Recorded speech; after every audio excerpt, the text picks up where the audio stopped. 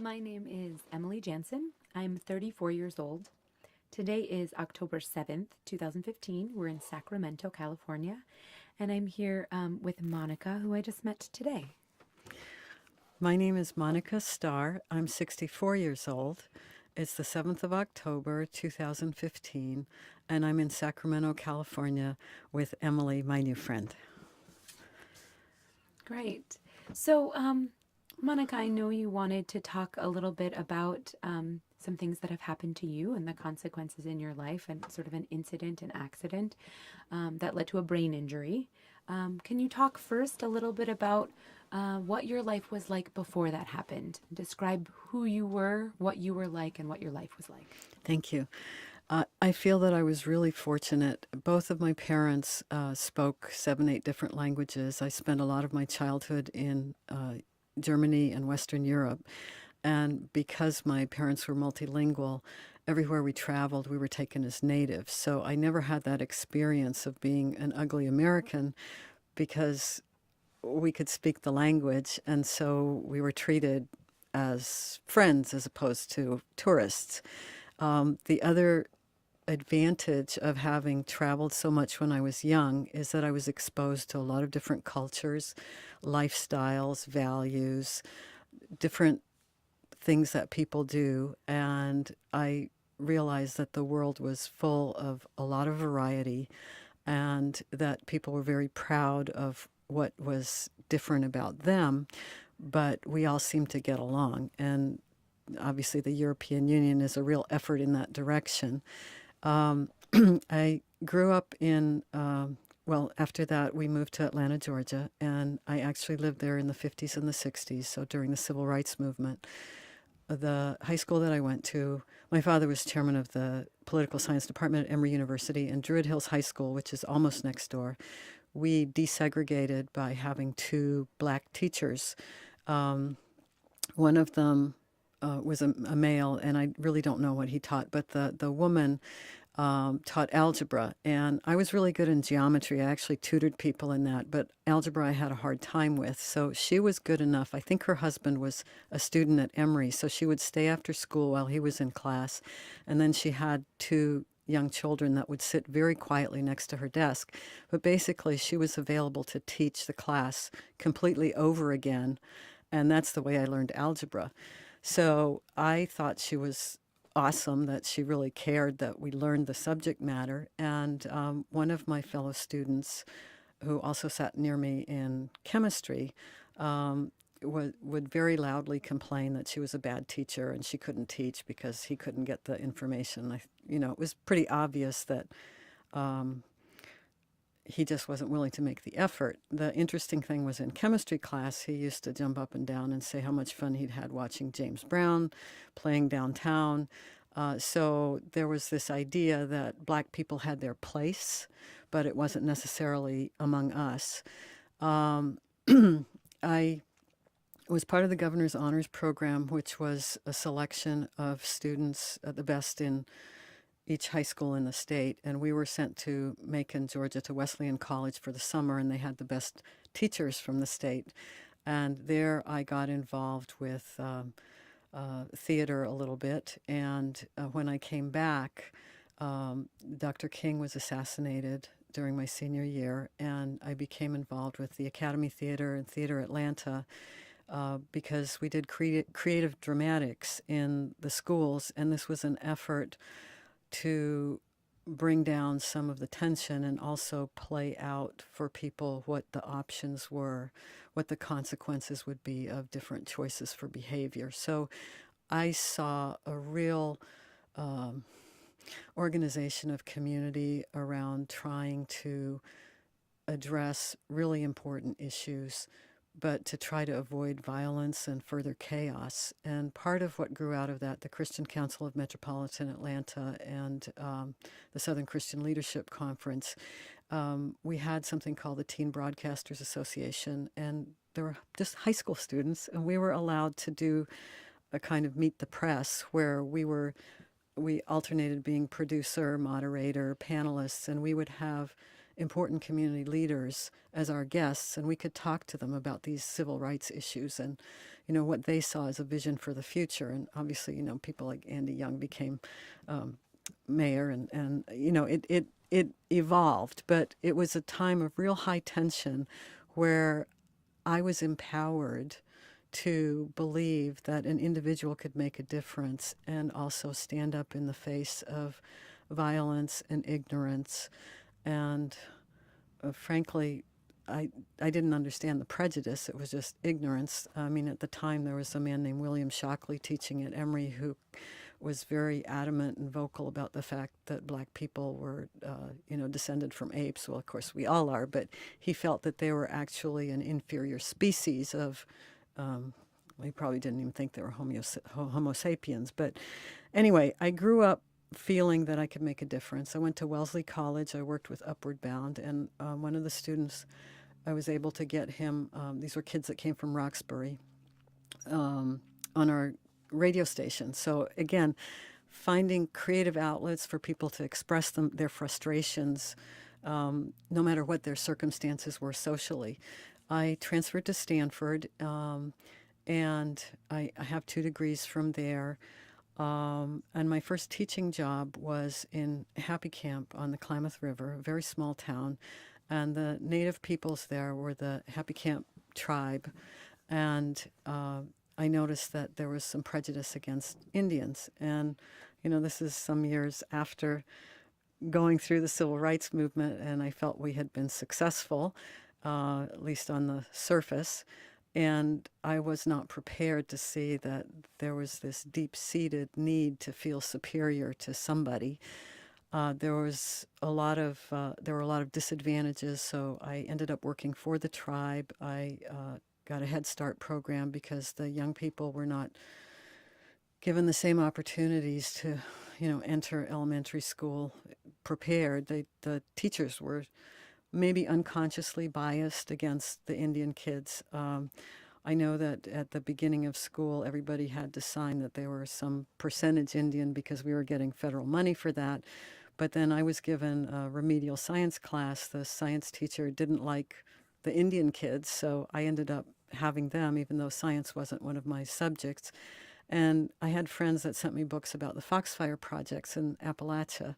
And so I was really excited because these kids taught me as much as I could ever teach them. And, we would take trips down to the creek all different times of year, and they taught me how to skin an animal and stretch the skin and tan it and so forth. And it was a lot of fun. I also, one of the things I'm most proud of is that I helped the Happy Camp Karuk tribe confederate.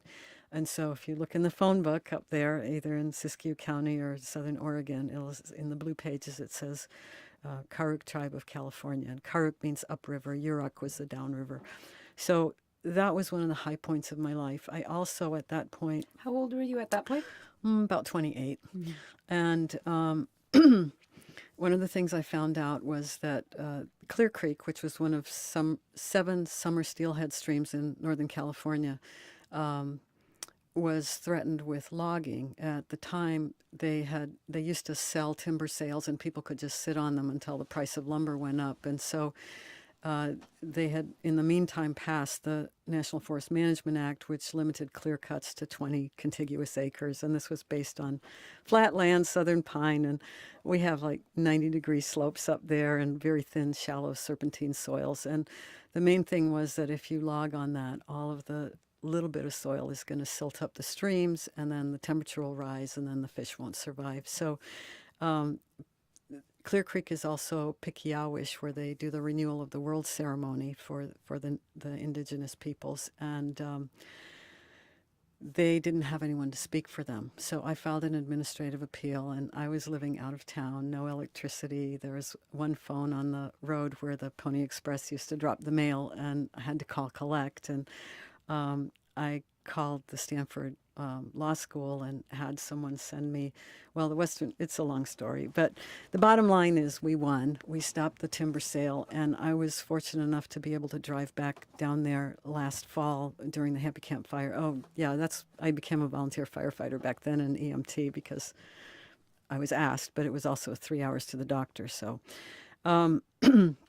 so during the Happy Camp fire went down, and there were these at least 10 giant steelies just sitting in the swimming hole down there at the mouth of Clear Creek. So we were able to keep Clear Creek clear. Part of the administrative appeal, we went to the regional office in San Francisco, and I had the Sierra Club Legal Defense Fund sit in on my behalf just for moral support. And I ended up going to law school, and then Julie McDonald hired me to come back and work with her on a similar lawsuit after my first year on the Six Rivers National Forest.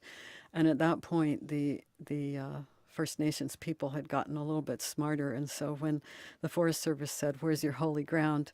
Charlie Tom, one of the old medicine men, walked up to the highest ridge and spread his arms out and did a full circle. And he said, "All of this."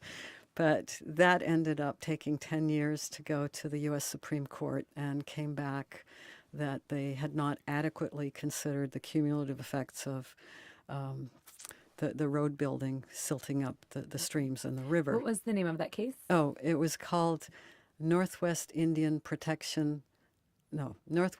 Cemetery Protection Association v. Block.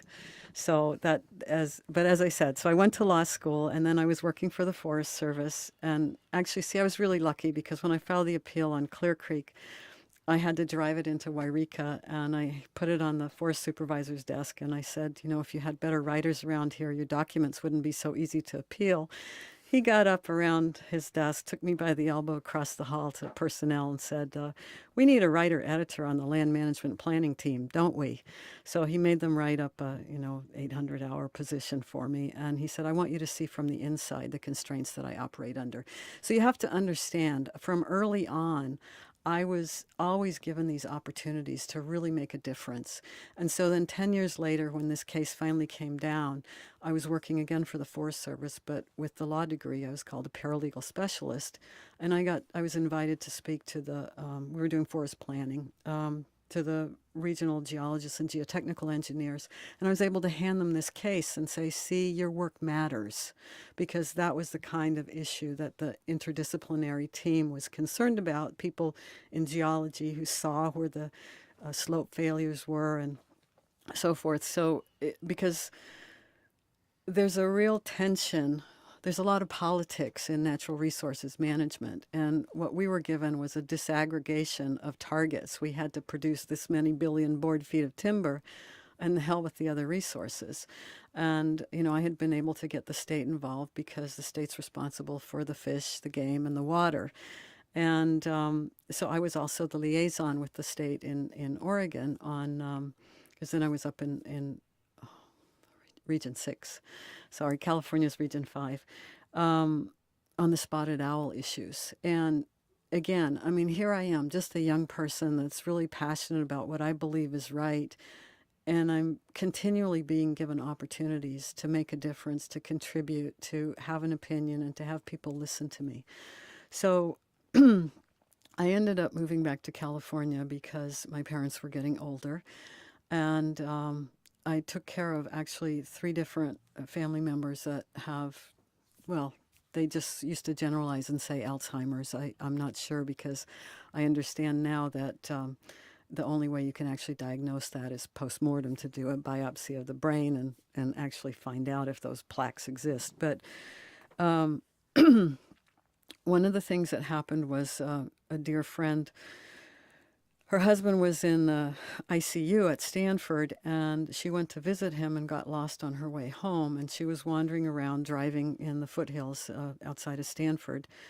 And I guess she was also weaving across the center line. And so a police officer stopped her, and, he could see she was 80. And she said, "Oh, I'm lost. My husband's in the hospital." And so he said, "Follow my taillights." And when he got to the end of his jurisdiction, he had radioed ahead to the next police officer, and he said, "Follow my taillights." And the 3rd police officer actually escorted her to her door to make sure that she got home safely. Well, subsequent to that, I had a really interesting experience. My parents bought up some property up in the Sierra foothills in Amador County that they were going to retire to. And they came up, took one look, and said, "We'll never live here." So I thought, oh, great, I get to do a biodynamic farm. And biodynamics is spiritual agriculture. Rudolf Steiner, I'm not going to give you a dissertation on biodynamics, but basically, once the USDA took over the term organics, it didn't mean anything. There weren't standards that were meaningful or enforceable. So, biodynamics, the idea is that you have a closed system. So, I had gone to a class at Rudolf Steiner College in Sacramento that was put on by the Bioneers, and Peter Proctor came to teach that. Now, he has single-handedly turned around agriculture in India. He's an amazing, amazing person. But I asked him, what's the minimum size to do a self-contained system? And he said, well, about 5 acres, because the idea is that you don't bring anything from off the farm onto it, because people that were certified organic were getting their certification losing it because they had maybe brought in some compost or some hay from somewhere. And, you know, when you buy hay at the hay store, I mean, at the feed store, nobody's going to tell you what somebody sprayed their field with. They don't know where that hay comes from, right? They're just selling it by the bale or the ton.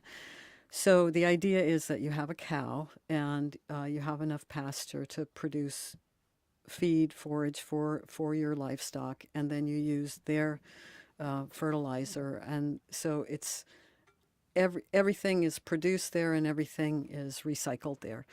And I had hoped that there would be a really lively, vibrant relationship with Steiner College. Well, that didn't happen. I didn't realize there were politics and everything. But I did some landscaping, and I was trying to bring Chefs Collaborative to the county because there were a couple of chefs that had kind of interesting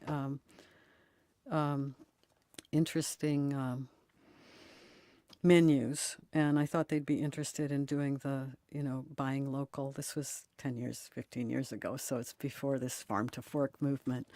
But I was obviously positioned ideally that if I had been successful, I would be really very successful right now. So anyway, I was driving through Amador City, and I had put in a kitchen garden for the chef there at the Imperial Hotel, and I was very familiar with this little community because there's one crosswalk across Highway 49, and it's on a curve. It goes right to the hotel. I used to go across that to take my dog to the creek when we were done working, and I saw a car moving back and forth.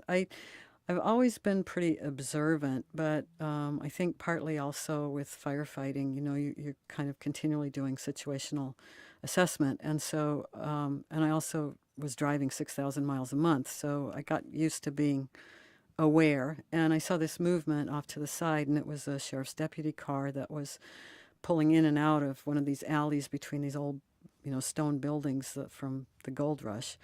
And he was positioning himself, I guess, for radar. And I just kind of nodded to him and smiled, and then I kept driving. And as I went out of town, there was a big truck parked over at a pullout, and there were some people trying to reposition their load. And then I saw the lights come on behind me, and I thought, oh, good, he's going to help them, because that's what I'm used to, highway patrol, helping people on the highway when they need some roadside assistance. And he pulled me over, and he said that I'd been going 45 in a 25 zone. And I kind of looked at him like, okay.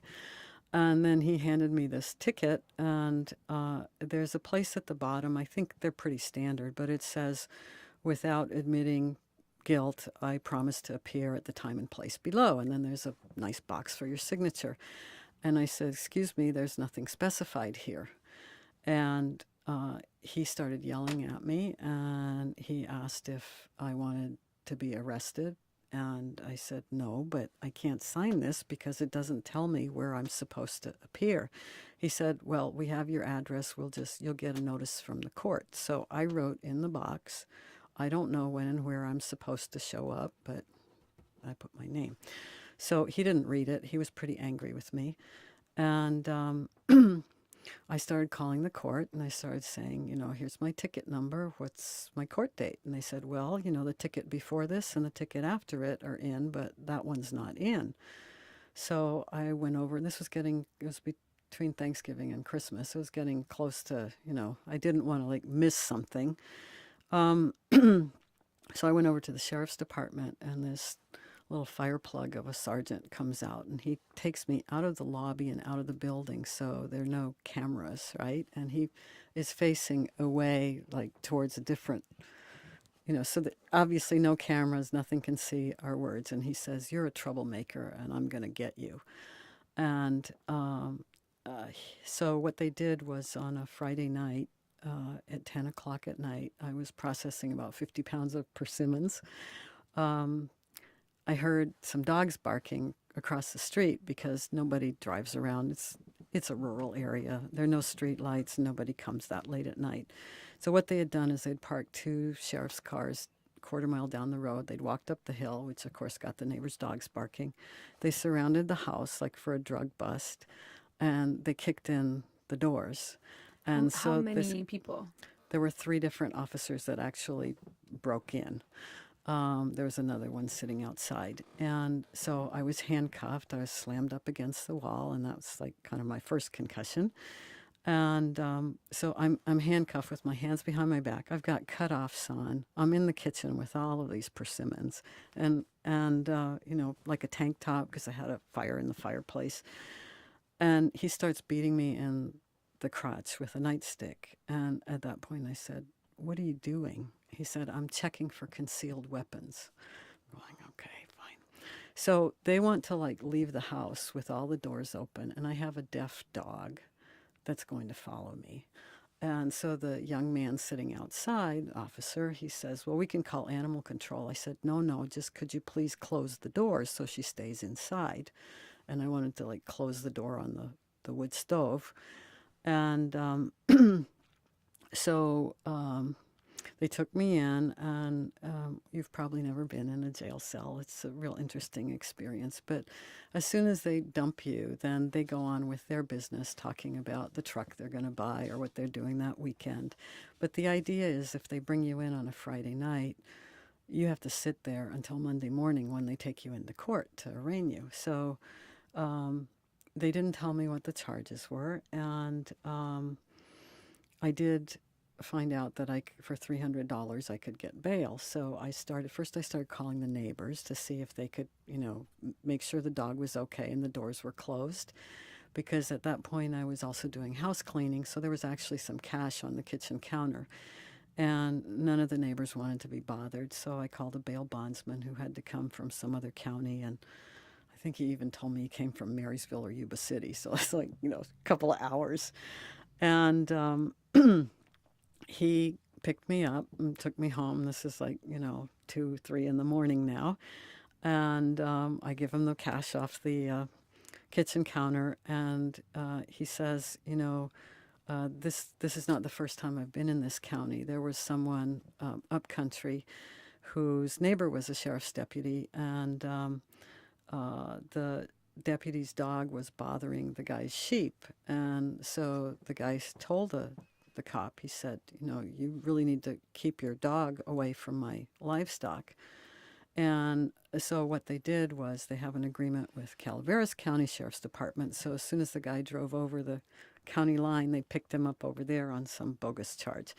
So what happened was this took 3 years to go through court. I went through 5 deputy district attorneys. So what were they Oh, charging you with? so they were charging me with obstruction of justice, which is a felony. So it wasn't just the speeding ticket. There was also obstruction of justice. And they said I didn't have my driver's license. And I'm going, "Well, you got my address. You got it off my driver's license." And so they were willing to drop that charge. And they really were pushing for me to, settle with them and make payments to the county and so on. None of the public defenders ever met with me. None of them ever met with me. Went through 5 of those. And what we'd do is we'd show up in court, and I would say, "Can I talk to you?" Because they wouldn't give me an appointment otherwise. And they'd say, "No, shut up."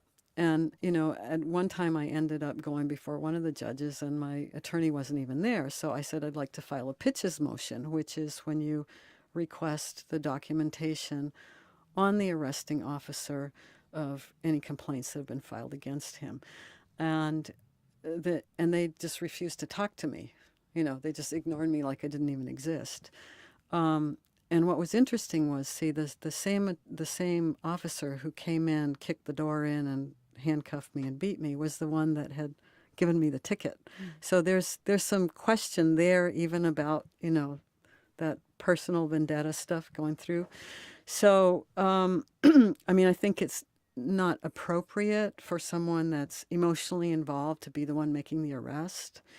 So that took 3 years, and then they ended up sending me to the wrong courtroom, and they brought a judge from Alpine County, and they found me guilty in absentia. So the problem is that even though I never got to present my case. Even though they ended up, I think, dropping the obstruction of justice charge, it's still on my record with the Justice Department. So when I was working with an organic farm in Canada, I couldn't get a nexus pass because it shows up obstruction, felony. What were you found guilty of? Excess speed. So, And what do you think, like at the time or now, what do you think was really happening? oh no, this is just what they can get away with. This Right, is but why? well, because Why did this for you happen? but I even questioned.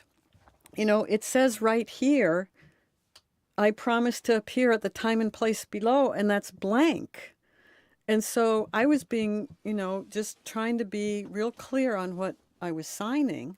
Mm-hmm. And he got angry that I was, questioning him at all. Well, this is the way things are in Amador County. If you ask a question, they come back like a ton of bricks. So the postmistress, I teach preparedness for the fire department. I was ordering a lot of FEMA materials. They come in big boxes. She got tired of picking up big boxes, so she started throwing them away. I signed up at a community college to update my EMT certification because now there's a national registry. She threw $350 worth of books away, right? So I had to drop out of the class because there were no textbooks. And, I had ordered them off of Amazon. There was like the last copy on earth. And nobody would do anything about that. So I was trying to go through the inspector general, through any post office that I asked. They would call the person I was complaining about.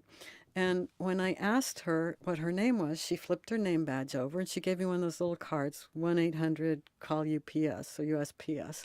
And if you've ever done that, it's like this blind, even if anybody calls you back, they just say, call us again. They don't give you a name. They don't give you a case number. I've written, just on and on and on. Nobody did anything. But once when I went in there, there was a box that was torn. And so they had a tape gun with, they give away boxes and they sell boxes. And I started taping the thing so it wouldn't like fall apart while I was walking to my car. And she came around the corner, started screaming at me and chased me out of the post office. Well, I was holding my box and this tape gun. So, she's saying, I'm going to send the police after you. And I'm at this point, I'm terrified. But see, I have to back up and tell you what happened after the 3 years of, right? So it got worse. So there's a warrant out for my arrest right now for apparently having stolen this tape gun 3 years ago. Now, I've dealt with the police many times in the last 3 years, and nobody's ever tried to arrest me. And I found out that about 6 months after this, she and her coworker were fired for embezzling from the post office. So it's like, all I can think is, maybe they know she wouldn't be a very credible witness, but why doesn't the district attorney just yank the warrant? So I have this criminal record for nothing. So what happened then was once, the police, it's a very tight-knit community, good old boys network. The previous newspaper editor said that the old boys network there was thicker and deeper than anything he'd ever seen. And you'd think that coming from the South, that wouldn't have been news to me. But there are people that live in that county that had never crossed the county line. And they're prepared to defend it with guns at every road and river. So the point is that my neighbors started picking on me because they knew that the police would not respond. And so Chris Wallace has knocked down my mailbox because she took it into her head that I was stealing her mail. And again, it's the incompetent, post office people. So I can't vote. I got my utilities shut off. I don't get my mail. She also poisoned my well. She poisoned my cat. She killed my rooster. And she keeps calling the county and telling them that she can't see out of her driveway, so they come and periodically chainsaw down my hedgerows. So, and then they spray. And I have an agreement with the county that they will, that I will take care of, the roadside vegetation that might be a fire hazard. And I actually used to call them and say, okay, I've done the weed eating. Could you come down, take a look, and tell me if I've done enough? And what they'll do is within 3 days, they'll come and they will spray just my property. So basically, I'm one of the other neighbors, I was putting out trash, and one of the other neighbors came driving across 2 properties, raced down to where I was, rolls down his window, and starts screaming at me. He used to come, they've knocked down my gates, they've stolen cameras. And I just didn't make eye contact, and I tried to walk around behind the truck, and so he threw it in reverse, hit me with his truck, and drove on. Local police wouldn't take a report. Sheriff's Department wouldn't take a report. Highway Patrol wouldn't take a report. They all say it's not my jurisdiction. What I found out was that, first of all, they're lazy, but the thing is that all of these are public knowledge at the State Attorney General's office. If you want people to move to a county, you don't want to have a high crime rate. So, for example, when I was raped in my house, it's written down as a welfare check. The point I'm trying to make is that I've taken CIT training, crisis intervention team training, to be around police officers to find out that outside of Amador County, they're actually human beings, some of whom went into the business because they wanted to help people. The training itself is completely inadequate. I've been working with veterans, homeless veterans, and as you know, TBI is considered the signature injury of the so-called war on terror. There are more and more people like me who don't look like there's anything wrong with us, but it is so easy to be victimized. I don't respond quickly. Cops are trained to come in hard and fast, and what they try to teach you in CIT is to slow down and back off. So what I'm hoping to do, I became a post-academy instructor this summer, Peace Officer Standards and Training. I have a master's in education. I've been teaching for 40 years. I'm trying to put together a curriculum so that I can actually go into the academies and teach the new officers how to be human beings again. We could use a little bit more of Andy Taylor and Mayberry RFD and knowing who your citizens are and being a little bit compassionate. It's totally bizarre what has happened to me. But what happens is once you become a victim, I now can no longer get services from the senior center, paratransit, Sierra Wind, which is for addicts. Nobody will give me a ride. I had to pay $15 for a taxi this morning to get a ride to the highway to take the only bus that comes from Amador County to Sacramento at 6 in the morning. So why won't those entities give you services? Well, that's what I'm saying. If you've got a tight-knit community like that, xenophobia is very popular right now. I think that, Donald Trump is a perfect example of that. And I wanted to tell my story because I think that I don't know if it was Edward Murrow, Fred Friendly, or Walter Winchell, but somebody did a program about explaining the world events by looking at, one family around their kitchen table. And I am an example of what is going on more and more, where people define themselves by who is not in their group. I had everything going for me. I now live well below the poverty line. I cannot get a ride to the doctors. I am not going to get better. I'm isolated. I'm terrorized daily. I'm terrified to go out of my house. And if they don't kill me first, I will probably commit suicide. And I really wanted this to be on the record because it's completely unnecessary. And I also want somebody somewhere to know what happened to me. So once the county started coming and harassing me because of Chris Wallace's complaints, and they won't enforce like the Clean Air Act or any of their own regulations on dust and pollution.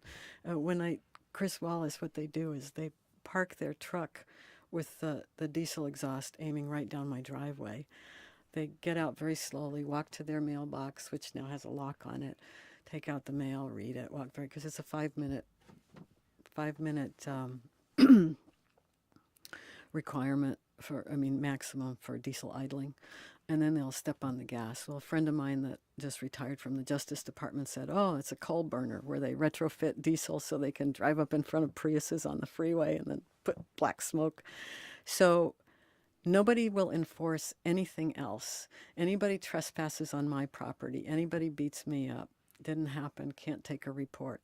If I'm walking down the street, they will come out of their way to tell me. Next time I'm walking down the street, they will arrest me. They don't tell me what for. They just like to threaten me. This has been going on for over 10 years, and I am broken in so many places. What I wanted to say was that there are going to be a lot of people like me in our society. Tiffany of your StoryCorps took the time to call me and talk to me personally, help me with getting an appointment because I had a hard time. I don't have technology available. People that take the time to be kind. It doesn't take much, but that's the glue that holds people like me together. And I think what I wanted to ask was that when you see somebody, you have a choice on how to respond to them. And if you can come from some compassion and not judge them as being weak or a failure because they don't have the same outward appearance that you do, I still would like to have some purpose and contribute. I have way too many skills and so much knowledge and education, but nobody will give me a chance. And I am trapped in a house that is falling apart. And I can't get out of the county because I live on $800 a month. My car was stolen with the help of the police. And you cannot buy a car unless you've got $1,200 a month income. Now, on Social Security disability, I can't work or I'll lose the $800. So I wrote something that was a little bit, more eloquent. But what I'm asking is that if people can take a moment and come from kindness and compassion, it can make a huge difference to people that you won't even know. And what Tiffany did for me, it was a lifeline. And I just want to thank you for traveling around and trying to document the great richness of experience in this country. Okay? Thank you, Monica.